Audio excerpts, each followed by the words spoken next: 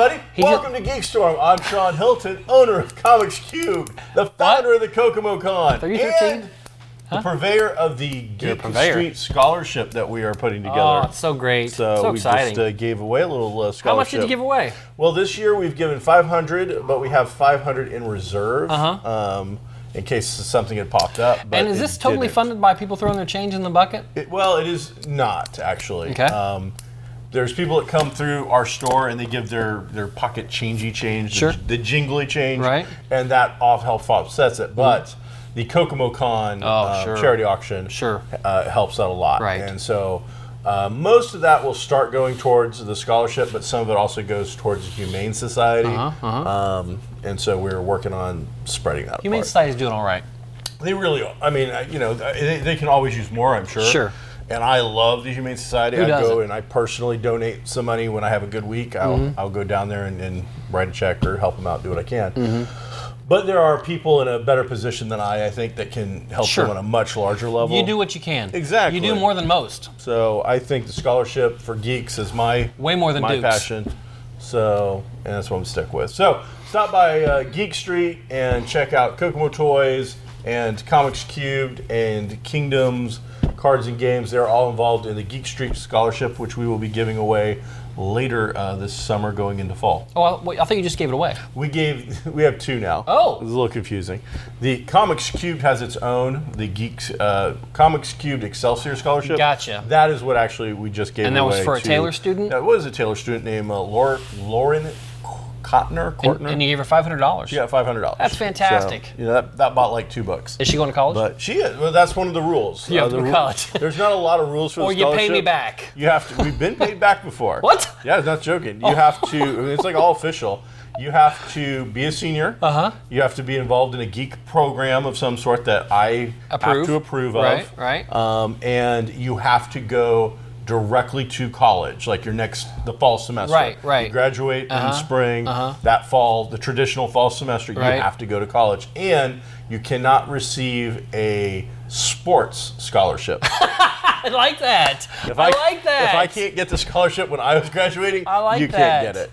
Now, the truth is the only thing I've ever put my finger on and said this has to be is you have to go to college. Sure. Because I knew if I had taken that year off, sure, I was never going back. Right. So, but I've never actually checked on the athletic scholarship or this other stuff. I don't really care. Right. But, we did have a student graduate. She got the scholarship. She's great. Love her. She's amazing. But then was offered like a full-time job that summer at Subaru. Tough to cut. Paying like real adult money, like straight out of high school. Wow. And you're going to go to college to get an education to make adult money. Right. Here's adult money, and you don't have to go into debt to do it. So good for her. But the organization, I think it was Purdue or IU, sent me my money back. Like, I got a check back, and I just donated it straight back to the fund. Basically, just wrote the check over. Gotcha. Okay. You know, I just saw a link from our producer, Mike Dukes. He's right there. Who gave us a little heads up on a Spanish-speaking commercial, a Spanish language commercial. Is it Spanish or Italian? Might be Italian. I'm not sure. I don't speak either. They're very similar. Both of them are foreign languages to me. They're both Romance languages. Ooh. Go ahead. Oh, Mamma mia. So it is a car commercial featuring the old D&D cartoon. Yes. But live action. Have you seen this yet? I saw it this morning. Was that not just like super freaking cool? It was great. I saw the still picture, I'm going to say a week ago, maybe 10 days ago. And everybody was like, oh, those are great cosplayers. That's fantastic. Almost a little too great, but they were fantastic. And then I didn't think another thing about it until this morning when I saw somebody else, start to roll across Facebook, and it was amazing. It was amazing. It was like two 30-second episodes. There's one where they kind of fight Tiamat, and then there's one where Venger shows up. Right. Together it forms the full movie, of course. Venger. Venger? Yeah, Venger. Okay. Venger. He's the bad guy with the one horn. Are you sure? Yeah, I'm willing to bet your life on it. And so it was just really cool. They nailed all the look of the characters from a cosplay base, and including a little CGI uni. Right. Because as they were doing it, and in the still, they didn't show uni. And I'm like, well, you're not D&D without that annoying little baby unicorn thing. Right. And then they did it. But not only do they do it, they promote the vehicle, the Sportster, or whatever the heck this little SUV-looking thing is. Right, it was a Renault. But then at the end of it, they give you like this little emotional payoff even. Like there's just this little, like, we're not quite done yet because we're professionals. And boom. Yeah, that was very 80s.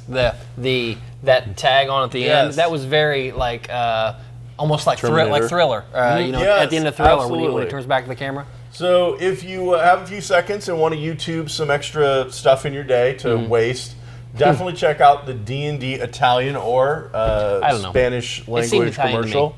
Either way, it was a lot of fun. It was a good throwback. And even though it turns out that the D&D cartoon does have an ending now, somebody came along. There was a script made back in the day, I guess, and then somebody has gone in and kind of produced. I haven't seen it. That's cool. So I don't know if it's like fully finished, but there's a thing. Well, in this commercial now, you get the live action version of the finish. That's cool. And now we know how they got home. That's great. So I thought that was very, very cool. It is great. Have you been checking out Netflix lately? Well, nearly every day. Holy cow. I fall asleep to The Office almost every day. I would fall asleep if I was watching The Office too. No, I've seen it before, so I can't. But and so much stuff's coming out. So this one I'm just going to throw out there because I thought it was particularly geeky. Okay. Dark Crystal, 10-part episode or 10-part series coming out in June. All puppets. Like they are walking away from CG and other stuff. It's all practical, all puppet stuff. Very Jim Henson kind of a feel to it. Now, did you ever watch The Dark Crystal back when you were a kid? I'm not sure if I had this conversation with you or with Lauren, but there is a group of 80s stuff that I never saw. Okay. Dark Crystal's one. What was it? Never Ending Story. That type of stuff. I didn't have an interest in it and didn't watch it. Okay. I love The Never Ending Story. Even as an adult, if that were to pop on, I might stop and watch that for a few minutes. Turns out it does have an end. Because, there's several sequels. Spoiler. But the most, like, soul-crushing thing you've ever seen is in this little kid's movie. That's awful. It is. Oh, it's horrible. So it's coming on Netflix. And yeah, they're going to do 10 episodes. It's a prequel set. Okay. Good chunk of change in the past from what we're gathering. Okay. But the reason I brought it up is if you've never seen it, but I'm sure you've seen stills. I know what it is. This is a creepy looking thing, man. It is. For kids, it was like Secret of Nim was kind of creepy. I didn't see that. Watership Down was creepy, man. Sure. And Dark Crystal, whereas it might have been amazing, was creepy. And they're not backing down on the creep factor in this at all. Wow. Besides the fact that soulless looking puppets. The skekis. All puppets are soulless. The sekis or the skekis, the vulture-looking things that you've seen in all the stills, they're just creepy, man. And even when Angel got turned into a puppet, still soulless. Soulless? Yep. Well, he was a vampire, so you got that going for you. Any other Netflix news before we kick off into other cool and awesome things? As far as Netflix, I can't really think. Can't really think of anything that's fantastic. There's a lot of good shows on there, but I know there's some more stuff coming up. But I haven't checked anything out. So let's get into the thick of the matter, people. All right. Play the theme. Was there a theme? Game of Thrones. Oh, it's over. Yes. Mike. Yes. The thing went on for like 7 seasons. 8. Which is like 7. And 7 were good, I was told. Now, in that, it's come to an end. Sure. In the ranking of finales, we're looking at let's say Lost. Let's say Battlestar Galactica, Dexter, Firefly. Right. Oh wait, too early. Where did it list? Firefly had an ending. Just it was years later and it was on the big screen. Ew. But Dexter is probably my least favorite of everything you just said. As far as the that's one where he goes off to be a lumberjack and just leaves a kid with somebody. Yeah, he's just gone, and they just show him sitting like this, like he's whatever. The finale itself, the final episode, was pretty great. Okay. I will say most people's problems were with the previous episode, where one of the major characters turned it over. say what we talked about that at length last episode. I only care about the finale. The finale was great. It was good. Yeah, it was great. You felt the payoff was worth it. Yes. It gave you what you. Here's the other thing: is I don't care if it gave you what you wanted because you're not entitled to that. But was it satisfying? It was for me. Okay. One of my favorite parts was once again, I think for the third time, Tyrion, the little guy, Peter Dinklage, he starts to tell a joke, and in previous 2 times it's been interrupted. This time they just cut the scene and went on to something else. So you never heard the joke? Never. That joke is out there, and I'll show you what it is later. Okay. But because there's the Breakfast Club joke.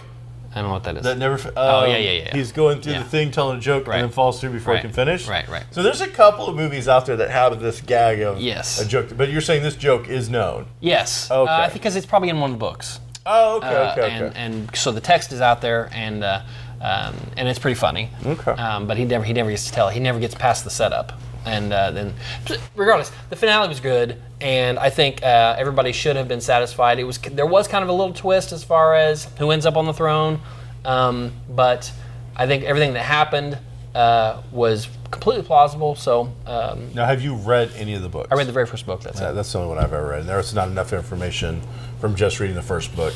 Like from what I've heard about the other stuff you guys talk about. Yeah. Like I read that first book, and I know a couple of things, but. This whole thing about prophecies and all this other kind, I'm like, I don't remember any of that. And I didn't know until a couple weeks ago when somebody said it on the Facebook, but the whole thing with the Night King and the undead and all that stuff, none of that's in the books. Oh, really? That's all a product of the show. I didn't know that. Good for them for coming up with something good. That. Yeah, it's pretty cool. So I did see an interview with Popeye, or George R.R. Martin, or whatever he calls himself. And if you've ever seen him, he's got a very particular look. It's not that of Popeye. No. But he definitely looks like he should be in a Popeye cartoon as a good sailor helping Popeye out. He's a very retired sea captain. Yeah. So go ahead with your story, though. He was doing an interview on the red carpet as they were finishing up, and they were trying to talk to him about it. And he's like, "Yeah, you know what? I wanted 10 seasons or so. We didn't get it. These guys wanted like 6 or 7 seasons. Right. We got an extra season out of them. Yes. But right now, I'm focused on the 5 prequels." And I'm like, what? Or the 5 things that are in the works. Right. And I'm like, wait, shouldn't you be, I don't know, preoccupied with writing, the book? No, I'm too busy executive producing and getting paid. He's making TV money. Oh, yeah. So he's not worried about that. I'm just like, but yeah, it was like, didn't mention the books whatsoever. It was all about, well, this is going to be a prequel. It's going to happen, thousands of years before this happened and that. And because he was asked, would you like to see a spinoff with any of these characters? He goes, no, we got so much other stuff planned, but no. Because these actors want to go off and live their lives and do new things. As much as the finale sets off a spinoff with one of the main with Arya, one of the main characters. She's like the Wolverine. She's the badass. She's a little girl that goes around killing everybody. Yeah, that is totally set up, but they're not going to do that. The only one that's confirmed of all the spin-off material is there's one set like 1,000 years or 10,000 years or whatever before the events we've already seen, and they've already had 2 or 3 major castings on that, so that's well in production. Very cool. But the rest I don't know. They're all up in the air. Who knows? In the world of rumor. In the Star Wars world, a new rumor has surfaced about a possible new movie based on a fan favorite piece of work. It's true. I don't know what I know what it is, but what is it? It's a video game, right? Knights of the Old Republic is a video game. I never played this game, so the rumor is Knights of the Old Republic is now being teed up, softball, kiddie t-ball style, for a home run to do a live action movie with. Yes. And I know people have talked about this for a long time and loved it. Yeah. Did you play it? I did play. That's one of the few Star Wars games that I actually did play. What? It's set like 4,000 years before the Empire. Is it an MMO? Is it just a yes? No, it's not massively No. It's just an RPG. It's just straight RPG. Yeah. Okay. A straight RPG where you're one character and you choose light or dark and blah blah blah. What is thousands of years before? 4,000 years. So do we have a lot of Jedi running around, or the Jedi not been established yet? No, they're around. So we got Jedi. Yeah. Do we have Sith and stuff? No, I don't know if they called him that then. Who's the big bad? I don't know. Malgus. Revan, okay. Yeah. So Darth Revan, okay. So it's very much the same feel, the same universe, older tech if you can think of it that way. But right now that's still just rumor. Lucasfilm hasn't come out and said anything. When Kathleen Kennedy confirmed, well, we're kind of looking at that. She said that about a month ago. We've got some things in the works there. We're taking a look at a few things. I got to think that they got teams of people taking a look at things, about, whatever. Who knows? I hear they have top people. They probably do have top people. That's what I've heard. Just going around the globe, scouring it, looking for these different things. Top people. Well, we do know that Weiss and Benioff, the guys who ran Game of Thrones. Now, what were their names again? D.B. Weiss. D.B. Weiss. And something Benioff. I don't Weiss and Benioff sounds like some kind of ice cream makers or something. It is. It's Hunka Burn and Throne? Yeah. That's good. Okay. So those guys are doing a trilogy for Star Wars. Okay. Right now, all is confirmed from Lucasfilm is they're doing a trilogy, Rian Johnson's doing a trilogy. That's all we know. We don't know what those trilogies are about. So if this comes to pass, maybe that's one of their trilogies. Who knows? Excellent. That's all we know. In the world of big companies doing these sort of things now, do you get the impression maybe that they are starting to float rumors and like almost innuendo out on the net and social media on purpose to gauge fan reactions? I'm positive that happens. Can you give us some examples? Sure. Rob Pattinson as Batman. I'm almost positive that is a. We're thinking about these two guys. Who's Rob Pattinson? Rob Pattinson is from Twilight. He's done many other things. Harry Potter. He was in Harry Potter. Yep. In one of my favorite of the movies, he was Cedric Diggory.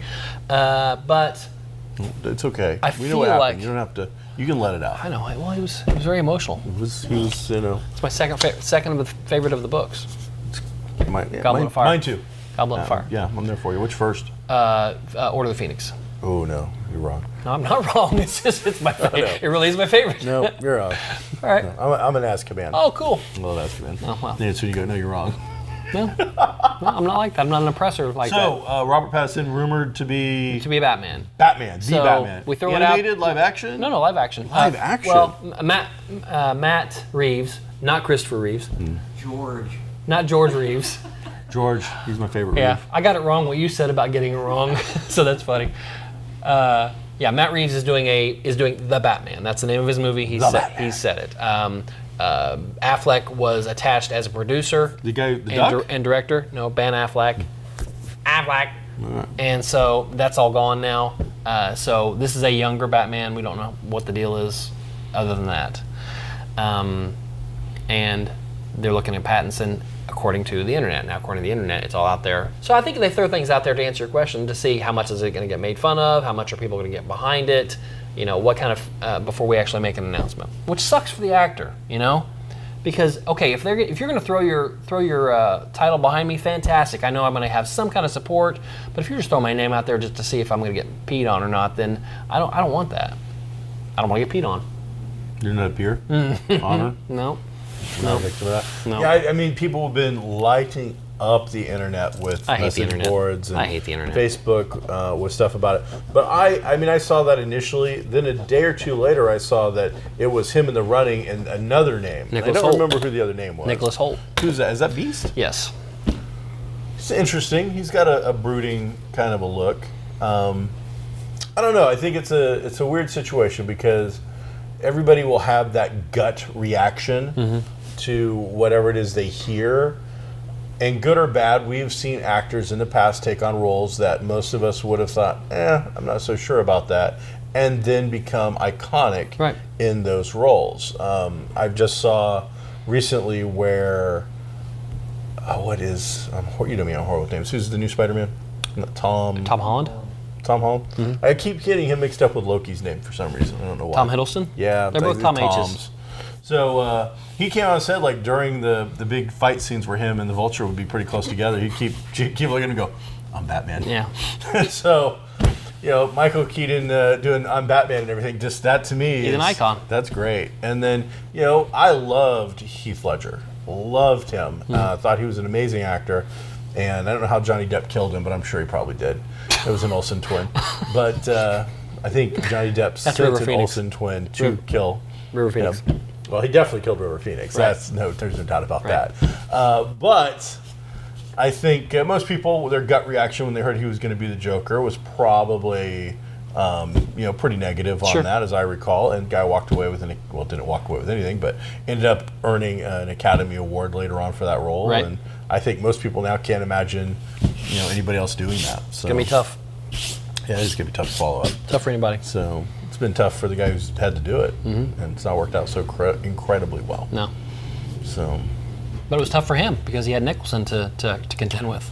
Who I'm on the very, very short list of people that actually don't like him as the Joker. But the same reason I don't like him in The Shining. It's not the Joker, that's just Jack Nicholson. Right. So, the Joker should have started off being a sane guy who went crazy, just like The Shining, and instead, as soon as you see Jack, nope, that guy's crazy to begin with. But, whatever. Hey, what else you got? You see, you got a pretty long list. We haven't hit a lot of it. Well, a lot of this is my grocery list: water, eggs, pickles, Pop-Tarts. Okay. But you mean the things we're going to talk about Sure. on this side of the list? Well, you saw John Wick. Love John Wick. Give me 5 minutes on John Wick. Well, first off, after 3 weeks and it was growing a little tired, Avengers finally came up against the one guy they couldn't beat, which was John Wick with a fully loaded firearm. Right. So, Right. he went up to Thanos, and Thanos was like, "What do you need?" He goes, "Guns! Lots of guns!" Right. And so, came out with a little over 57 million, something like that. Secondly, before we even get into talking about the movie, already announced a fourth film coming in June of 2021. Right. So that's going to give Keanu, the breeze from the island or whatever it means. That give him enough time to film Bill and Ted, number 3, which I guess is on. Right. Go back into the training that he requires to do John Wick, and then do a John Wick He film. was a little chubby in John Wick too.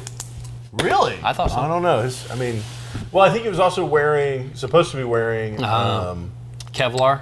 well, yeah, but it was supposed to be special Kevlar. Or is it Marvel too. comic Kelvar? Really? Is that a thing? Yeah.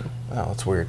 They didn't want it's a copyright, so they changed the letters. Oh, I didn't know that. That's funny. The movie, direct continuation from the second flick. Right. We go straight into it. This is a cornucopia of action. Wow. It just doesn't stop. Would you say it's a plethora of action? Oh, a myriad of action festivities occur. As I've described it, it is, now I've got a feeling what Alex from Clockwork Orange was forced to watch in his desensitization training, because it just never, it just doesn't Too stop. much. It's too much. It is. There's not and I loved it, but the entire time, it's like the roller coaster that just kept going up and up and up and up and up and up, or the roller coaster just never stopped doing loops. Right. It was just like, wow, visually spectacular. One of my problems with John Wick 2 was, and I'll ask you if you saw it in John Wick 3, did you feel like he was doing the same moves a lot? He does do the same moves a lot. He absolutely does. Because he falls back on real moves, which is Brazilian Jiu-Jitsu, and in 2 or 3 other forms. But you see a lot of he jumps on the back, puts him in the choke, takes him to the ground. He does do that. But in this, we now see them expand the gun fu into knife fighting. You see a lot more. There's like an entire scene that's nothing but knife fighting and knife throwing. There's you getting, him on the horse scene that you saw in the thing. That's a fairly long Tell me about scene. Halle Berry. She was amazing. She is set up to have her own movie, even though they've never said that. Right. Basically she is given, a 30, 40-minute segment in the middle of the movie where they introduce her character, you get enough background, you see what she is, she has a marker on her, which is why she's forced to do what she does. Basically, Wick does to her what was done to him in the second movie, and then ends up, he doesn't burn her, but she basically gets burned and now is on the run on her own, but she honored the marker, even though... But she's got dogs. You can tell. She's got the dogs, the Belgian Minutes or whatever they're called, and they were amazing. They looked great. They acted great. They were really, truly intimidating. So you enjoyed the movie? Loved the movie. A couple of nitpicks. Okay. If you watch the second movie, Yeah. at the end of the second movie, Winston, who runs the American version of the Continental, Right. or at least the New York one, Right. gives Ian a McShane? marker. Ian McShane? Yes, Okay. gives a marker to John Wick. We don't see what's in the marker. We don't know whose marker that is. We don't know if he is simply giving back the marker that the bad guy in the second one forced John Wick to do, which really wouldn't make any sense why he would bother to give it back. It's now worthless. Right. And John Wick doesn't seem to be the guy who's carrying around mementos. In the third movie, you see him go to a secret stash to get a marker for Sophia, which is the Halle Berry character. So, in my mind, Winston is very likely given John Wick a marker from Winston, which they've not said, but he's walking around with this additional marker, and we don't see anything about it. So that's a little weird nitpick. Then, spoiler, he goes overseas. He has the adventure with Halle Berry to basically get access to what you think is the head of the entire thing. They talk about the head table all the time. Oh. This guy seems to be above that. Like, he seems like he talked to God of the assassin world. Do we meet him? We do. Finally, after the whole thing. Is he a known actor? I didn't know him, but yes, I have seen him in other things before. I recognize him, but I don't know him. Okay. So to get back in his good graces, John has to agree to serve him and the head table directly. Right. Cuts off his finger, Ouchie. the one with the wedding ring on it, which in the John Wick world, in my mind, is probably the Holy Grail, the MacGuffin. It's everything. It's the whole 9 yards. Cuts that finger off. The guy takes the ring, puts it in his pocket, and you're good to go. John goes back to New York and is told you have to go kill Winston. Oh, that's what you got to do because Winston turned on the table by allowing this to happen. Okay. So you have to kill him. John agrees to it. Goes back to New York, is back in New York for like 5 minutes, and basically goes, nah, I changed my mind, and then goes to war. But there isn't like a huge buildup to like, they hadn't, he'd agreed to do it, cuts off his finger, gives off the wedding ring. It's not like he got back to New York. He's an oath breaker. This guy's an oath breaker. A little bit. It's not the first time. It's a little annoying. Yeah. But it would have been different if you saw that he immediately got backstabbed by, or they were using him in a way that just it didn't feel right. Okay. It didn't make sense. Forced. Forced. It's like we're looking at number 4. We need Ian McShane. We can't have you killing him. John Wick kills everybody. He never doesn't kill somebody, but we can't have him kill Ian McShane because we want to keep him. With Ian McShane for the last half of the movie. Ian McShane shoots somebody? No, he basically sits in a room, but Sharon does. The guy behind the Continental that, the Lance Reddick, maybe? Okay. Yeah, he's the guy who takes care of his dog. Lance Reddick. He's great. He reminds me of, I think, Tim Salmon a lot, actually. Tim Salmon? Is it Tim Salmon? I don't think so. He was in the first 2 seasons of Arrow. Salmon something. It doesn't matter. But so it's it is directly set up for a sequel. And then on top of it, as I said, the Halle Berry stuff is very much set up for a spin-off of that character if they want to do it. Right. And I would watch it. Well, that's what they said about her when she did the Bond movie, too. That they were going to spin off Jinx, and they never did. I don't think that Bond movie did great to begin with and whatnot. But honestly, after watching the John Wick thing, I think they're already talking about a Continental TV show that'll be coming out. So they're expanding the universe already. Cool. And we've never really been introduced to, I think, a character that we'd want to see a spinoff with. But they set that up, I almost think it was on purpose, to allow a possibility of her to do this series. And I would watch it. It's really good. So, yeah, overall, thumbs up. As I said, a few nitpicks here and there, but nothing too crazy. Cool. You should go see it. I might even go see it today. I'm not sure. If there's an early enough show, I'll go see it. I do want to see it. And I don't think it's something Casey needs to see or wants to see. Problem. It's excessively overly violent. Well, good. It'll make you feel... You do need a violent... Hey, speaking of violence... there's a new Terminator trailer out there. I've not seen it, but I'm not a Terminator fan. I'm not a huge Terminator fan either. It's one of those things definitely playing on nostalgia. Linda Hamilton's back in it. Okay. Obviously Arnold's in it. And then we've got a new crop of Terminators, liquidy Terminators. So, we'll see. I don't know. Are we thinking it's a reboot? No, it's a continuation.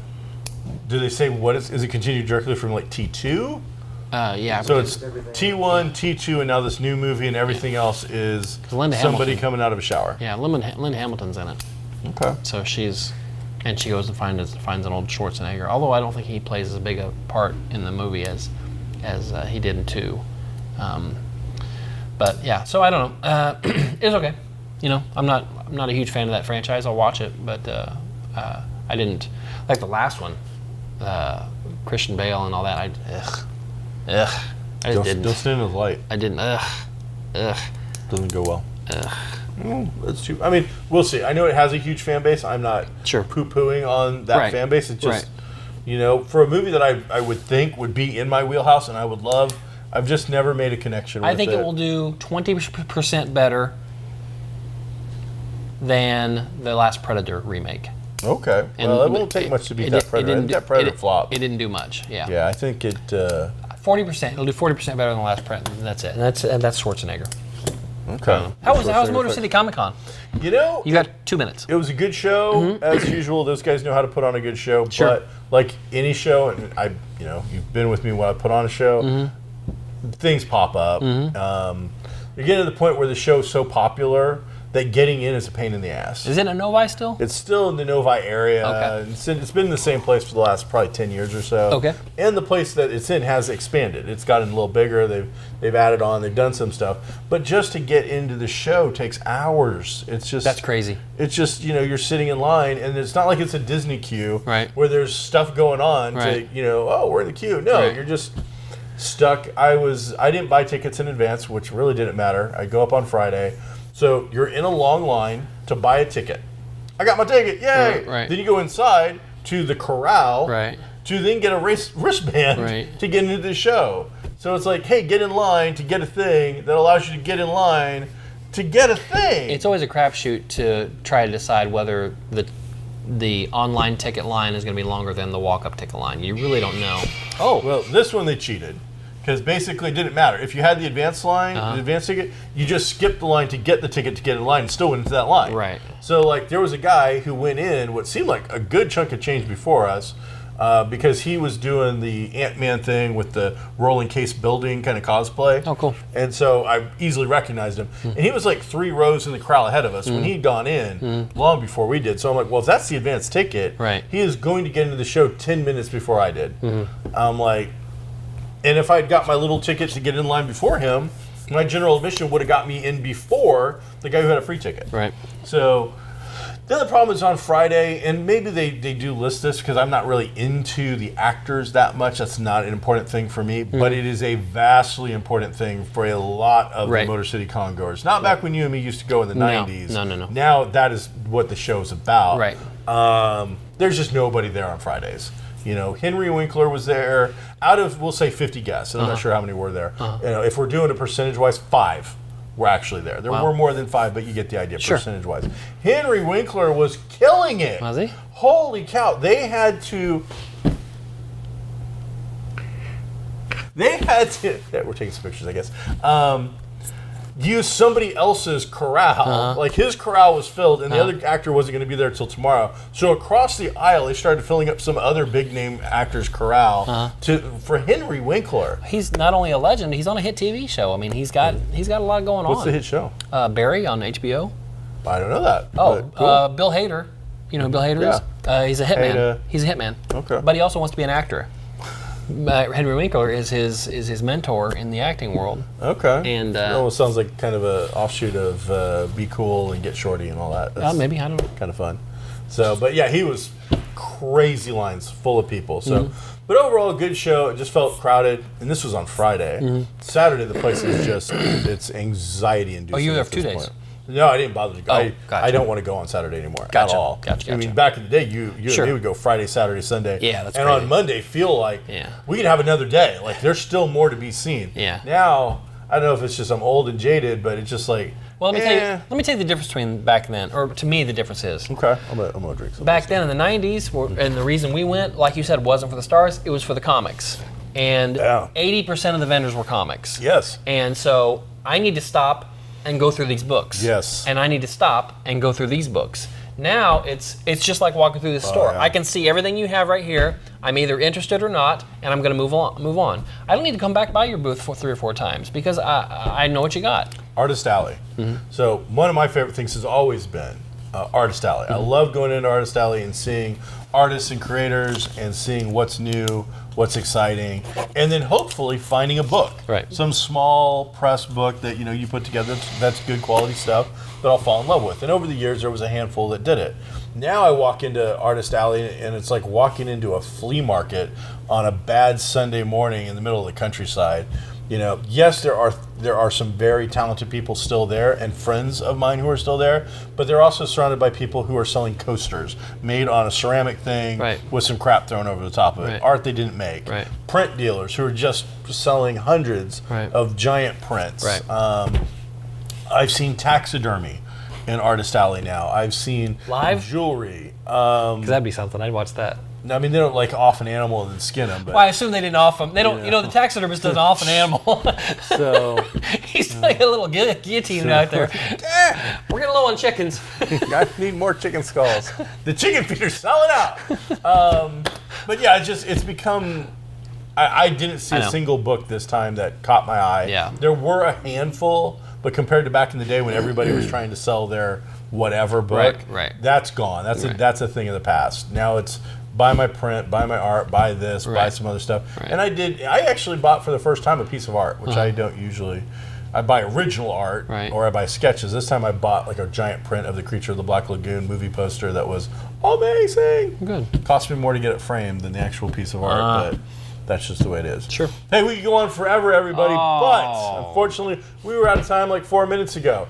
But if you want to check out where we film this amazing show, you got to come on down to Geek Street, located in the heart of downtown Kokomo. This particular one is filmed in my favorite toy store in the entire world at 111 East Sycamore, and that is Kokomo Toys and Collectibles, where they'll buy your pops if they're in a box. They'll buy your pops if they're not in a box, but don't tell them they're in a box and they're not really in a box, because you got to have the whole thing. Otherwise, it's a bunch of crap. Don't forget that. And then, of course, Comics Cubed, right down the street at 121 East Sycamore, wants to buy your comics. Bring them on in. We're going to take a look at them, make you an offer, see what we can do. If we can't make you an offer, we're going to try to find somebody else that can. Oh, that's nice. So that's nice. Come on over. Check us service. out. Be groovy, everybody. Until next week. Oh, that was the worst show ever. No.